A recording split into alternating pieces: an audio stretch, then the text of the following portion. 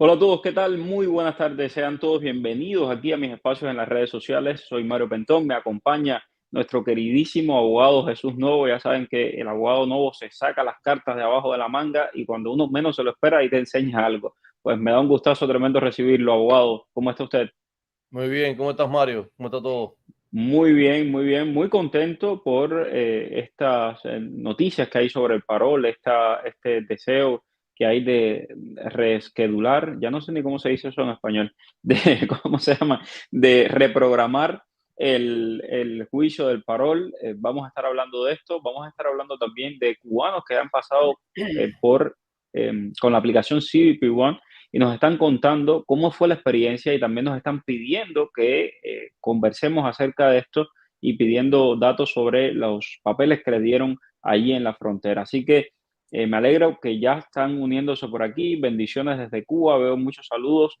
Les agradecería a todas esas personas que ya se están incorporando, que se están uniendo a esta transmisión, que por supuesto compartan esta transmisión con amigos, con familiares, compartan en su muro de Facebook, de Twitter, de Instagram, de donde quiera, compártalo de inmediato, porque a veces el Facebook no manda las notificaciones y realmente quienes hacen el trabajo son todos ustedes. Gracias por estar ahí. Por favor, vayan compartiendo para que otras personas se enteren de lo que vamos a estar hablando. Vamos primero con el testimonio, después vamos a hablar del parol. Vamos primero con el testimonio de la CBP One, cómo está la situación en la frontera y cuál es el proceso para entrar legalmente a los Estados Unidos.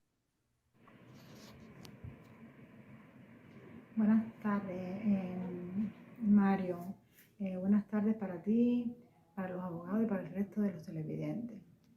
Bueno, decirte que nosotros llegamos a México en el mes de febrero, y gracias a ti por tu programa supimos que la opción, la vía que teníamos para poder entrar a los Estados Unidos era a través de la aplicación CBP One. Eh, pues nada, realizamos la aplicación, realizamos nuestro no programado con, con la familia de nosotros que está integrada, en este caso somos tres, mi hijo, que es menor de edad, mi esposo y yo, realizamos la aplicación y todos los días pues entrábamos para solicitar la cita y nos era imposible, esa aplicación era insoportable, era algo difícil, no podíamos cogerla. Ya a partir del día 10 de mayo, que pues nos enteramos gracias a ti también, eh, que, que iba a cambiar el sistema de la aplicación, que iba a ser nueva y que iban a dar más opciones, es decir, iban a dar mayor cantidad de citas y que sobre todo iban a tener en cuenta las familias y las personas que llevaban más tiempo aplicando. En el caso de nosotros tuvimos suerte de ser elegidos. El día 13 me llegó la cita. Nada, recibí un correo, un correo de CBP One donde me decía que tenía la cita y que debía entrar a la aplicación para aceptar la cita. Una vez que entré a la aplicación me dio la hora y ya nosotros habíamos escogido el puerto de entrada y pues nada, ya teníamos la cita y entonces fuimos al aeropuerto a solicitar permiso de viaje para poder volar hasta el puerto, que en el caso de nosotros era el de Matamoros. Eh, para ir a la emigración presentamos la documentación de la cita programada y además de eso el correo electrónico de la cita. Con esos dos documentos y con el pasaporte nos presentamos en emigración. Volamos ya una vez que teníamos el permiso, volamos hacia Matamoros y el día 26 de mayo entramos a las 2 de la tarde por el puerto de Matamoros. Eh, Allí en el puerto, allá dentro de la frontera, pues sí, podemos decir que nos trataron bien, correctos con nosotros. eh, Llegamos, nos solicitaron el pasaporte, solamente pasaporte, cita y correo de confirmación. Son los únicos documentos que presentamos. Allí nos tomaron las huellas, primero nos tomaron una foto, luego las huellas digitales, muestras de ADN, nos pusieron la vacuna Pfizer y el resto del tiempo pues lo que hicieron fue procesar la información. No nos hicieron preguntas, ninguna, nada, no nos preguntaron nada y al cabo de las horas pues entonces nos llamaron y nos entregaron la documentación Y bueno, al menos lo negativo que nosotros hasta cierto punto vemos, que nos sentimos un poquito más así, fue porque a las 10:30 de la noche nos soltaron, pero bueno, no nos llevaron para ningún lugar, ni para una iglesia, ni un hotelito, nada. Simplemente ya a esa hora salimos y por nuestros propios medios pues buscamos dónde quedarnos. Pero por el resto todo, todo bien, eh, todo funcionó correctamente. Bueno, y ella le dieron unos documentos que ella me compartió porque dice, Mario, no nos dijeron ni qué cosa eran los documentos que nos estaban entregando. Sé que muchos han dicho que no se oye, que se oye bajito. Bueno, súbanle el volumen, traten de escucharla porque es el testimonio de ella. Habla bajito la señora, imagínense. Pero le dieron unos documentos y dice, lo que yo veo que no nos gustó es que no nos dijeron qué son estos documentos y ahora mismo no sabemos si tenemos parol, si tenemos una I-220A, no sabemos qué es lo que tenemos. Yo le mandé esos documentos al abogado Jesús Novo para que los analizara. Abogado, ¿qué tipo de documentos le entregaron con esta CBP One ahí en la frontera? Lo que le entregaron, Mario, fue un Notice to Appear, el famoso NTA, en el cual dicen, bueno, que ellos son Arriving Aliens, o sea, tienen la primera casilla marcada, a diferencia de la mayoría de las personas, como tú sabes, que entran cruzando la frontera, tienen segunda casilla. Bueno, ellos le marcaron la primera casilla, obviamente, ellos estaban entrando ordenadamente por un puerto, por un punto de control, o sea que definitivamente está correcto eso que es la primera casilla. Sin embargo, lo que les ponen, y aquí es donde yo encuentro un poco de discrepancia con el programa, es que les ponen que entraron a la frontera y no tenían un permiso, no tenían una visa, obviamente visa no tenían, pero sí tenían un permiso de entrada, lo cual me parece que en el momento que ellos vayan a corte hay que negar ese alegato de que no tenían un permiso de entrada, porque sí tenían un permiso de entrada. Pero eso y es entonces básicamente lo deben que ir a corte. Entonces deben sí, ir a sí, corte. este documento es para que vayan a corte. Esto es básicamente, esto es lo que inicia el proceso de un procedimiento delante de la Corte de Inmigración. O sea, que esto en algún momento les mandarán una cita que van a tener que ir a la Corte y entonces ahí es donde se van a responder estos alegatos que se hacen. No, obviamente parte de los alegatos son reales o no son americanos, por lo tanto definitivamente no tienen derecho a entrar a los Estados Unidos sin tener un permiso, pero ellos tenían un permiso a través de la aplicación CBP One. Es importante que ellos mantengan, si lo tienen, una copia de ese autorizo, ¿no? Para que después se presente delante del juez y se les permita cerrar ese caso en la corte, porque en realidad ellos sí entraron con autorización. No hay una razón por la cual los pongan delante de un juez de inmigración. Y pregunta entonces, abogado, ¿con este documento, con estos papeles, ellos pueden presentarse bajo la ley de ajuste cubano? Totalmente, ellos pueden aplicar bajo la ley de ajuste cubano y pueden aplicar directamente con UCI sin importar que tengan o no tengan corte o sea, fecha de corte, porque al tener primera casilla, UCI tiene jurisdicción absoluta sobre su caso. La corte no va a tener jurisdicción para adjudicarles una petición de ajuste de estatus. O sea, por lo tanto, ellos pueden aplicar aunque tengan corte y una vez que en realidad cuando tengan la primera corte se les pide que se cierre esa corte porque no tiene sentido. Una corte, como te digo, se niegan a ciertos alegatos, pero sí ellos pueden aplicar inmediatamente al año y un día a la ley de ajuste cubano.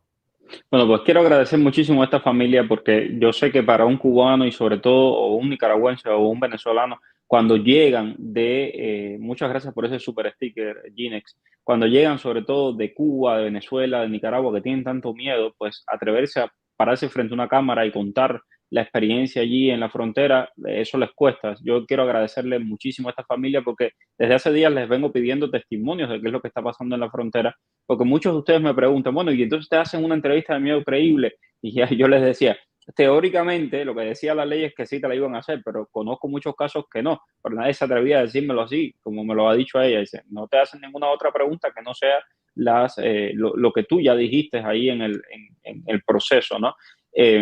Ok, con respecto a ese tema, yo creo que es importante. Vamos al tema del parol, que es el otro tema que sé que mucha gente le está esperando y que quieren saber. Ya yo les adelanté un poco lo que nos contó la abogada Rosalí Chaviano, porque ella estuvo en la llamada en el momento en que los demandantes y los demandados estaban hablando del cambio de la fecha del parol. Imagínense ustedes que llegaron a decir, el gobierno llegó a decir, perdón, los 20 estados llegaron a decir que querían pasar la fecha hasta septiembre, pero el juez le dijo, no, septiembre es demasiado lejos. y entonces más o menos quedaron de acuerdo como que en agosto. Eso es lo que hay, pero casi no hay nada oficial escrito, ¿verdad, abogado? No, lo que pasó fue que el juez había establecido la fecha esta como una conferencia para el estatus del caso, en el cual las partes ponen si están listos, si no están listos, y resultó que ninguna de las dos partes estaban listos, o sea, ni los estados ni el gobierno federal estaban listos y pidieron una extensión.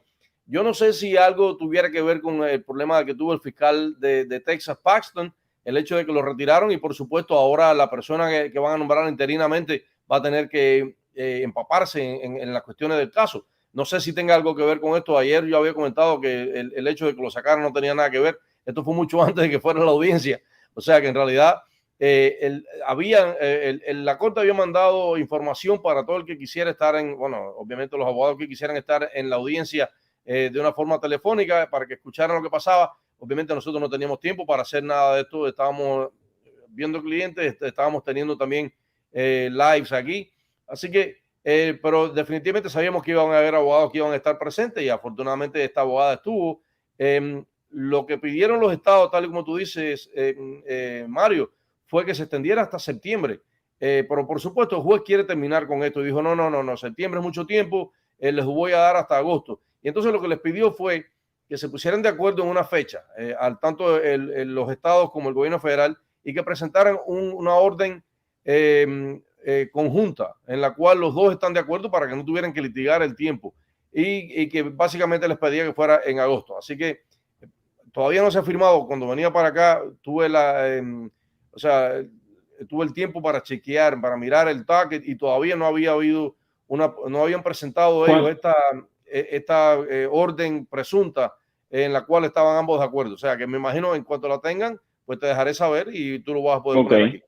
Ok, perfecto, le agradezco muchísimo, abogado. Veo muchas preguntas en el chat sobre el tema del CBP One. El CBP One, recuerden, no se puede hacer desde donde quiera. Alguien me pregunta, ¿lo puedo hacer desde Cuba? No, no lo puedes hacer desde Cuba. El CBP One, para pedir asilo en la frontera, solo se puede hacer desde el norte de la Ciudad de México y en las áreas cercanas a la frontera, porque el objetivo de eso, el objetivo del gobierno no es hacer que toda América Latina llegue al norte de México a pedir asilo. Entre las cosas que te descalifican para el CBP One es cruzar ilegalmente la frontera de Panamá y la frontera de México. Entonces, te digo lo que oficialmente dice el gobierno. Yo después con lo que hacen, yo no sé si lo llevan al pie de la letra o no, pero oficialmente, si usted cruza ilegalmente la frontera de México o la frontera de Panamá, usted quedaría descalificado para la CBP One y también para el programa Parol, igual que si llega por mar a los Estados Unidos. Esto yo creo que son elementos importantes que hay que resaltar porque después no quiero nadie diciendo, no, pero tú dijiste, no. Esto es lo que dice el gobierno. Ok, a ver, otra pregunta que hace mucha gente, ¿qué pasa con los casos de enero? ¿Qué pasa con los casos de febrero? Y también, y quiero decirles con todo el respeto y con todo el cariño del mundo, pero me hacen las mismas preguntas 500,000 veces en mi WhatsApp, me llaman por teléfono con la misma pregunta.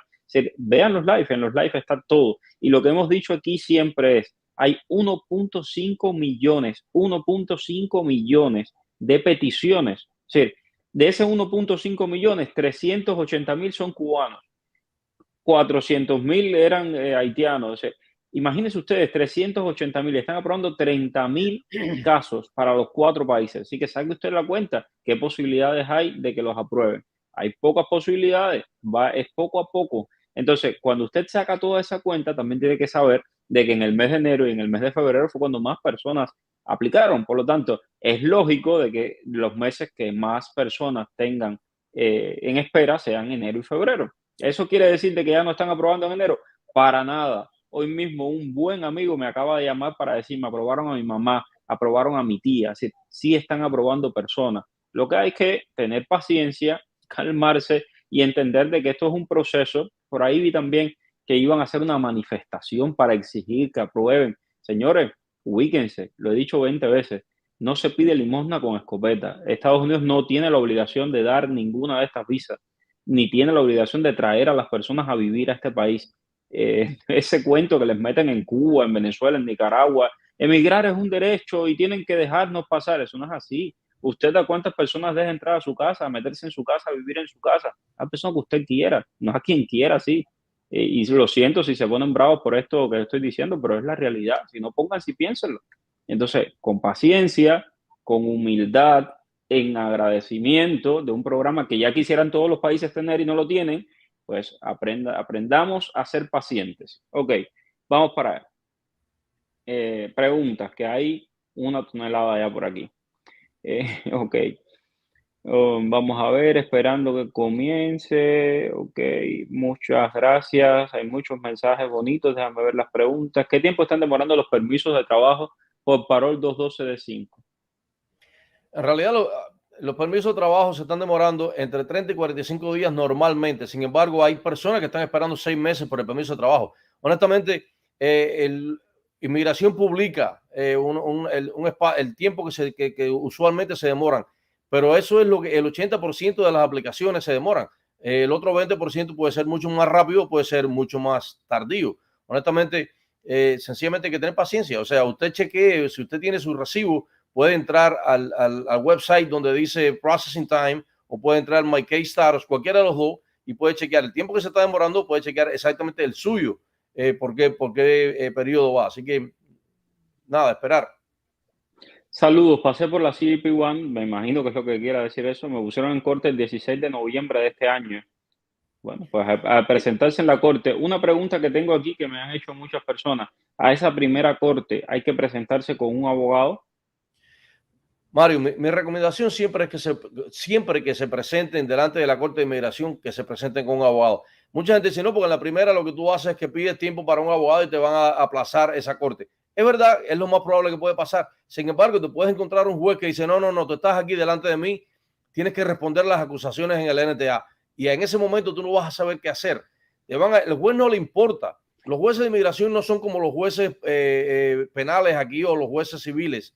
El juez de inmigración tiene un poder increíble y te puede pedir, responde esto. Te puede decir, mira, ¿quieres designar un país donde vas a ser deportado? Y si dices que sí, eso definitivamente va a dañar tu oportunidad de un asilo. Porque si tú estás dispuesto a regresar a tu país o sea, de donde tú vienes, diciendo que tienes miedo o sea, de persecución, ¿cómo tú vas a pedir que te devuelvan ahí? O sea, hay muchas cosas que solamente los abogados podemos manejar. Es importante que cuando tú te presentes delante de un juez de inmigración, tengas protección con un abogado. O sea, la gente dice, no hace falta. Bueno, no hace falta, no, definitivamente no es absolutamente necesario, pero es altamente recomendable que vayas con un abogado. Leticia Hernández, Mario, si tengo visa de turismo a México, ¿puedo entrar a Estados Unidos por la CBP teniendo puesto el parol humanitario? Dos cosas aquí importantes. Lo primero, el parol humanitario y la CBP One no se contradicen una a la otra. Tú puedes tener el CBP One y puedes tener el parol humanitario puesto. Segundo tema, si entras a México con una visa de turista, entraste legalmente. Entonces, lo único que te dice, lo que dice el gobierno de los Estados Unidos, si entras ilegalmente a México, no puedes acceder a una CBP One. Pero si entras con una visa, entras legalmente, por lo tanto sí puedes hacerlo. Ok, tengo una pregunta por aquí, dice, quisiera que alguien me ayude, yo vivo en Tampa, entré con una I-220A, apliqué para la residencia y no me ha llegado nada, pero ahora mi esposo, que ya es residente en Estados Unidos, le llegó un correo donde le aprobaron la reclamación que él me había hecho hace como 2 años, a mí y a mi hija. Quisiera saber y documentarme qué puedo hacer si esto me sirve para legalizarme en este país. Porque desafortunadamente no te sirve porque si entraste con una I-220A, eso es una entrada ilegal. O sea, tienes que hacer, hay muchas cosas, tienes que hacer muchos saltos para que puedas aclarar tu estatus a través de esa petición que ya está aprobada. En los Estados Unidos no vas a poder ajustar estatus porque entraste ilegal. Tendrías que pedir, o sea, tienes que salir. Además, tu esposo es residente solamente, no es ciudadano. Por lo tanto, no es una petición a un familiar, lo que se llama un familiar inmediato. O sea, que este perdón provisional que se hace a ti no te va a servir. Hay muchas cosas que están en contra tuya. Definitivamente, si tienes una I-220A, eres cubana, supongo, asumo, y tienes que esperar, tienes corte y pediste tu ajuste de estatus, obviamente te lo pueden pasar dos cosas, te lo niegan o te lo cierran administrativamente porque no tienes jurisdicción UCIS. Y aun cuando tuvieras jurisdicción, la I-220A no es un parol, o sea que en realidad no vas a ser categóricamente elegible para la ley de ajuste. De nuevo, tienes todo en tu contra por ahora. La ley va a cambiar. Tenemos la esperanza de que la I-220A se declare parol y entonces ya sería diferente porque podrías mandar a cerrar la corte y aplicar, bueno, quizás ya esa aplicación que tienes, si te la han cerrado, pues pida que te la reabran. Sí, aquí veo esta pregunta de Josué. Dice, una vez estando en México, en Tapachula, me llega la aprobación del CBP One por la frontera sur, por ejemplo. eh, ¿Puedo volar normalmente hasta allá? Eso depende de México. México, tengo entendido que había quitado los permisos para que los migrantes pudieran ir y recorrer el país. No sé, después dijeron que lo iban a poner de nuevo, pero eso depende de las leyes de México, no depende de las leyes de los Estados Unidos. Hola Mario, ¿puedes con tus contactos averiguar qué pasa con los casos I-130 aprobados que USCIS le está pidiendo un I-824? ¿Por qué están tardando tanto? Bueno, tendríamos que preguntarle a la Embajada de los Estados Unidos en La Habana. Vamos a ver si nos responden. Veo a alguien por aquí que también me dice que también me estaba preguntando por que ya lo tenía todo, le habían aprobado todo y de pronto le llega un non-confirm notification, que qué podía hacer. Eso lamentablemente es bastante común. Lo que puedes hacer, bueno, te voy a hacer muy claro, lo que dice o CBP es que eso es a discreción de las autoridades y que no hay nada que hacer. Pero a veces yo conozco casos de personas que han llamado y que algún oficial de CBP los ha tratado muy bien, les ha buscado toda la información y ha revisado el caso. Y conozco incluso casos que les han enviado una notificación positiva. Abogado. Sí, una vez que te dan un non-confirm, o sea, en realidad lo que puedes hacer es buscarte otro patrocinador si quieres hacer o si quieres continuar con el proceso. Si usas el mismo patrocinador, obviamente corre el riesgo de que te vuelvan a negar. Pero definitivamente si te habían aprobado anteriormente, pues entonces vale la pena que contactes a ver si es que hubo un error. Eh, Tenemos personas que le han aprobado el permiso de vuelo a los padres y a los niños que son menores, se los han negado, lo cual no tiene ningún tipo de sentido, porque los niños no tienen por qué negárselo. Sin embargo, o sea, tal y como dice Mario, ¿no? Si ustedes contactan ya sea a USCIS o a CBP y les plantean la situación, quizás sea un error y puede que reversen esa decisión. Carlos Alemán dice, necesito ayuda, por favor, mi pareja se ha desaparecido hace más de 48 horas en Río Grande, Zacatecas, México, por favor, te suplico, haz una publicación con la foto de él, estamos desesperados sin saber nada de él, nadie se comunica y da el celular apagado, se llama José Rafael Almaguer Gómez, de 24 años de edad, andaba con esta ropa y un abrigo negro, por favor, envíame los datos y, por supuesto, con mucho gusto lo comparto, es muy triste, es muy lamentable y por eso también aprovecho para decirle, porque he escuchado de personas en Cuba que están como viendo esta posibilidad de la CBP One. Bueno, es como antes con Nicaragua, pero ahora con la CBP One. En primer lugar, conseguir una cita de la CBP One no es nada fácil. Conozco gente que lleva meses esperándola. En segundo lugar, México es un lugar muy peligroso y usted debe tener mucho cuidado. Aquí compartimos el testimonio de una madre cuyo hijo fue asesinado delante de ella de 17 años, señores, no es juego, la situación es bien delicada y mira, aquí tenemos el caso de este muchacho desaparecido. Eh, ¿Cuál es el proceso de asilo político? Los pasos a seguir. Con mucho gusto, Eduardo, puedes encontrarlo en mi canal de YouTube. Yo tengo muchos videos, yo estoy seguro que si lo buscas ahí vas a encontrar todo lo relacionado con el asilo político. Alguien preguntaba, ¿es necesario hacer asilo político si entro con la CBP One? Depende, si te dan un parol, tú no necesitas asilo político. Puedes al año y un día acogerte a la ley de ajuste cubano si eres cubano. Ahora, si eres de otra nacionalidad, si eres venezolano, si eres nicaragüense, etcétera, etcétera, sí vas a necesitar un asilo político. Ve con los abogados de Gallardo Law Firm, ellos se encargan de hacerte todo ese proceso. Ahí está el número 305-261-7000. El tiburón. Hola, mi tío ya aplicó para mi mamá y mi mujer y mi niño no lo puso. ¿Se puede agregar o hay que hacerle otra aplicación? Gracias por su apoyo. No tienes que hacer una aplicación individual, obviamente, tienes que hacerle una aplicación al niño. Esto ha pasado en ocasiones donde mujeres embarazadas han aplicado y el niño ha nacido. Hay que hacer una aplicación nueva al niño también. O sea, esto es importante que la gente lo sepa. Hay que hacer una aplicación a cada individuo, individual. Hoy estuve conversando sobre eso con una señora que me llamaba y justo me preguntaba esto. Tengo mi hija embarazada. Digo, bueno, si el niño nace, ya necesita un permiso de viaje. Si todavía no nace y ella puede viajar embarazada, llega aquí embarazada y para aquí, como ha sucedido. Y los niños nacen, por supuesto, americanos. Ok, Abel Gámez, saludos. Al llegar al aeropuerto siguen haciendo preguntas sobre tu patrocinador. Eso depende, Abel. Hay personas a las que le hacen preguntas y hay personas a las que no. Todo depende del oficial de inmigración. Hay mucha discrecionalidad en estos programas con el oficial de inmigración. Entonces, ojo con eso. A mí no me han podido poner el patrocinio por el retraso con los pasaportes de las niñas. Me alegro mucho de la noticia del juicio. Ojalá, gracias a Dios y a ustedes, bendiciones. Bueno, todos yo creo que nos alegramos. Mientras más lo alejen, más posibilidades hay de que más personas sean aprobadas y puedan salir de ese infierno llamado Cuba, llamado Venezuela, llamado Nicaragua, llamado Haití.